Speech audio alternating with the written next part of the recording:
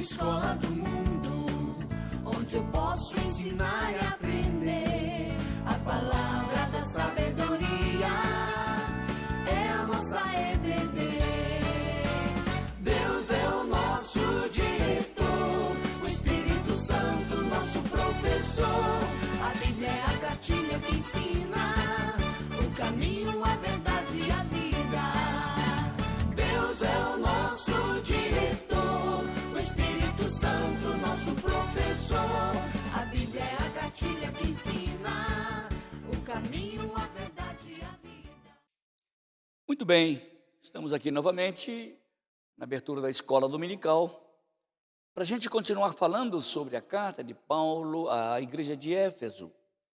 Lembra que a semana passada eu falei sobre o muro da separação, como os gentios agora haviam entrado, mergulhado de peito aberto lá no coração de Deus, nos santos dos santos. Coisa extraordinária foi realmente o que Jesus fez na cruz do Calvário. E Paulo continua falando sobre essa obra que ele fez.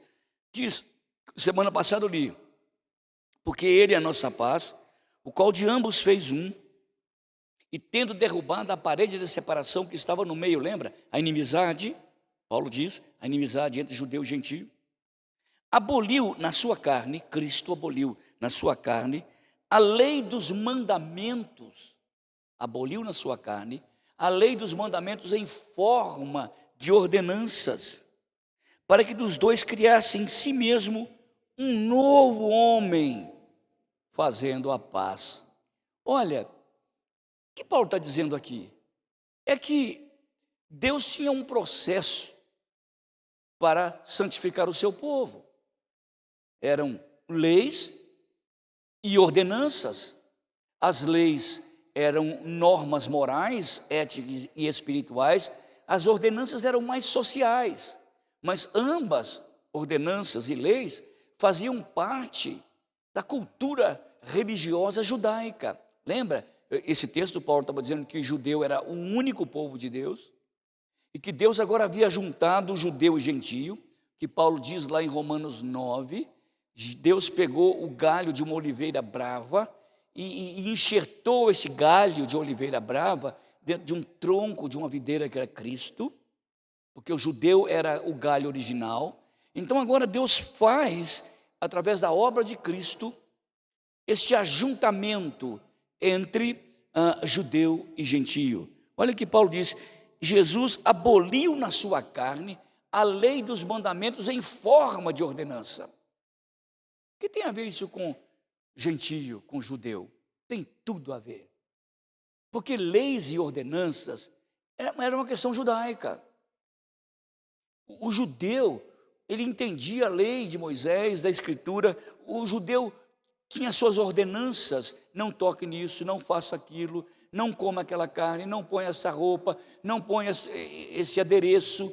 Então, o judeu nasceu naquela cultura, ele viveu naquela cultura, para ele era muito natural. Olha, eu tenho cultura brasileira, mas muito brasileira, tupiniquim. Então, quando eu vou no restaurante japonês, os meus filhos gostam muito, eu tenho muita dificuldade de comer aquela comida. Meus filhos gostam porque eles são de uma outra cultura. Porque, embora aquilo para um japonês seja uma coisa deliciosa, para mim soa ruim ao meu paladar. Por quê? Porque eu não sou daquela cultura, eu não sou daquele paladar. De tal forma que cada um nativo diz, a comida do meu país é a melhor comida do mundo. Pergunta para um chinês se ele gosta muito da nossa feijoada. Ele vai achar estranho. Ele gosta daquelas comidas estranhas que vocês sabem. Porque é questão cultural. Então é muito difícil para um gentio entender as leis e ordenanças de um judeu. Imagina, sem Cristo, um judeu convertido, um africano convertido, ou um índio, porque eu tenho sangue africano, tenho sangue de índio, ou um europeu, também tem sangue europeu, não parece, mas eu tenho. Imagina um europeu, um índio ou um africano entrar dentro da comunidade judaica e de repente, começar a seguir aquelas ordenanças, aquelas liturgias e aquelas dietas alimentares. O que vocês acham? Vou dar um exemplo. só para que vocês entendam melhor do que eu estou falando. Tem muita gente que não é viciado em droga, e é bom que não seja mesmo, em álcool, em cigarro. Na minha igreja, tira o cafezinho dele, vai sentir dor de cabeça o dia inteiro. Porque faz parte da cultura dietética do brasileiro tomar aquele cafezinho. Nota como leis e ordenanças, de uma certa forma, separavam os gentios do judeu. Lembra aquela questão de Gálatas, no capítulo 2, quando Pedro estava se relacionando com os gentios, lá na região da Galácia, daquelas igrejas? O que Pedro estava dizendo é o seguinte: olha, eu quero comer da comida suas. E Pedro até comia, por causa daquela visão que ele teve lá de Atos capítulo 10, não julgue impuro aquilo que Jesus purificou, que o Senhor purificou. Então ele estava participando daquela comida, tranquilo. Mas de repente chegaram alguns da circuncisão, isto é, judaizantes, ou judeus convertidos ao cristianismo, e chegaram até a região da Galácia. E Pedro se sentiu extremamente constrangido de um irmão seu judeu vê-lo comer comida gentia. Por exemplo, ver comer feijoada. Eu adoro feijoada. Comer arroz com quiabo e frango, polenta. Isso é um gentio, um judeu me olhando aquilo e me chamar de porco, de imundo. Não por causa do sabor da comida, mas por causa das leis e das ordenanças dos judeus. E então, quando os judeus chegaram, Pedro queria que os gentios deixassem aquela dieta alimentar, aquela ordenança, e começassem a comer a comida de judeu, obrigando-os. Paulo ficou furioso. Olha o que Paulo falou: Pedro, nós sim, judeus de nascimento, mas eles não, pecadores entre gentios. O que ele estava dizendo? Pedro, para mim e para você não tomar café, não tem problema nenhum, porque nós nunca tomamos café. Não comer arroz com feijão, que dá um peso miserável, nós nunca comemos. Agora, para eles, tira essa ordenança deles, esse estilo deles de vida, e coloca um estilo judeu. Você quer matá-los. E isso não tem nada a ver com salvação, isso não tem nada a ver com fé. Esse era o problema de Paulo com Pedro, e tiveram uma discussão tremenda, e Paulo chamou a atenção dele na frente de todo mundo.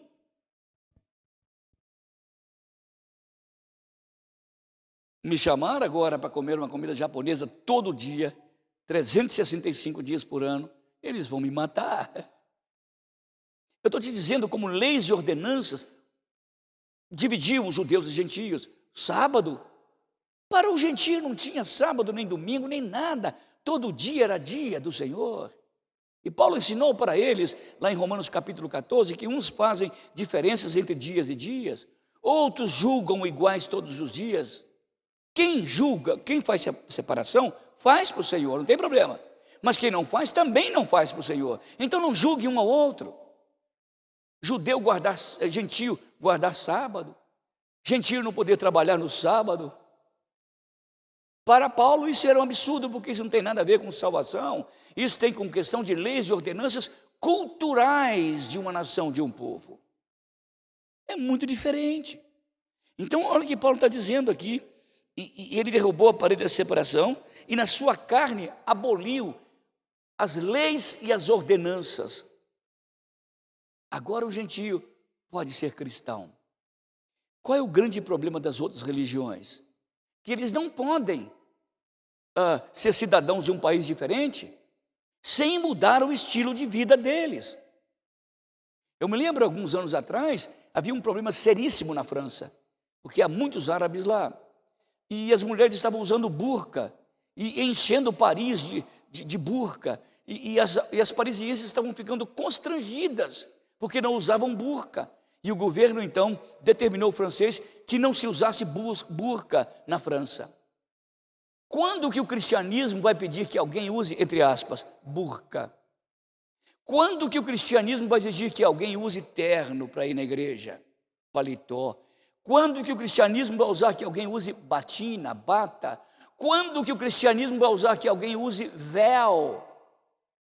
Ou que alguém tenha esse vocabulário, esse sotaque? Por isso é que o cristianismo cabe em qualquer nação do mundo. Porque o cristianismo muda, são conceitos das tribos, conceitos morais e espirituais, não éticos, dietéticos ou estéticos. Isso não. Por isso o cristianismo é a religião de todos os povos. A gente pode ser cristão na beira do rio, como índio, ou numa tribo africana, ou num bangalô francês, ou num castelo inglês, ou numa charneca lá na Rússia, qualquer lugar. Porque o cristianismo não trabalha com esse tipo de conceito. O cristianismo trabalha com mudança de vida. O cristianismo trabalha com amor ao único Deus verdadeiro vivo. O cristianismo trabalha com entrega e amor ao seu próximo. O resto é verniz, meus amigos. O resto é cultura. O resto é modelo. Vocês imaginem, o meu avô foi o primeiro presbiteriano da família, ele era de outra religião. Imagina o meu avô se ressuscitasse aqui agora, entrasse ele no templo e alguém dissesse, aquele pastor que está ali, esse é o neto, ele ia cair morto de novo, na mesma hora. Como é que pode ter um pastor sem terno e gravata, sem bigode? Onde que está o chapéu dele para entrar na igreja? Onde que estava a bengala dele? Notem que embora o cristianismo respeite as culturas e respeita aquilo que não interfere na vida espiritual, para ele, o cristianismo, isso não é determinante. Por isso que agora o gentio pode entrar correndo do jeito que eles são. Eu tive o privilégio de morar um tempo fora. E uma vez por mês, tinha lá na universidade que eu estudava, cultos de uma cultura. Olha, a gente adorava assistir aqueles cultos. Sabe por quê? Eles eram muito diferentes do meu culto. Mas a minha alma saía cheia da presença de Jesus Cristo. Não entendendo, às vezes, a língua árabe, o tribal da Nova Guiné, que eu participei muitas vezes. Mas a minha alma saía cheia de alegria, porque eles estavam servindo o mesmo Jesus, e eu sentia a ação do Espírito naquele povo tão múltiplo, tão plural. Depois daquela época, eu nunca mais fui o mesmo cristão. Minha mente abriu e entendi o cristianismo de um outro modo. E eu comecei a amar a igreja de Jesus muito mais do que eu amava antes. Eu sou um cristão convertido, gentio, pagão, agora crente em Jesus Cristo. E que consigo entender essas diversidades culturais. E consigo entender como Deus, na sua eterna misericórdia, ama um africano, como Ele ama um índio, como Ele ama um brasileiro, como Ele ama um europeu, mas ama com profundo amor. Olha que obra tremenda Jesus fez na cruz do Calvário para nos livrar dessas ordenanças e mandamentos. Gente, que Deus nos ajude a entender melhor a igreja, a amar a igreja e servi-la mais.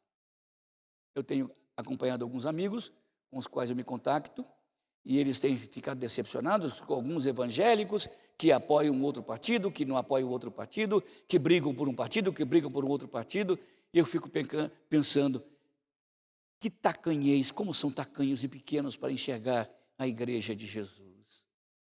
Jesus não trabalha com essa categoria social e política. Jesus trabalha com a vida transformada e abençoada. Nunca me decepcionei com a igreja. Todos os meus amigos que têm se decepcionado com a igreja, porque estão olhando a igreja na perspectiva humana, não na perspectiva divina, como Paulo está dizendo aqui. Eu sou a igreja de Jesus 100%, não abro mão dela. Legal, gente? Semana que vem eu volto a falar com vocês. Vamos orar? Pai, obrigado por essa pequena palavra e que isso possa despertar um novo ânimo, Senhor, para com a igreja de Jesus e enxergarmos a igreja não como os homens têm desenhado, mas enxergá-la na perspectiva bíblica, na perspectiva divina, cristã, paulina, teológica, reformada. E que isso, Pai, nos dê grande impulso para a evangelização, grande impulso para a adoração comunitária. Ó Senhor, ajuda-nos a entender a igreja como ela é na Escritura.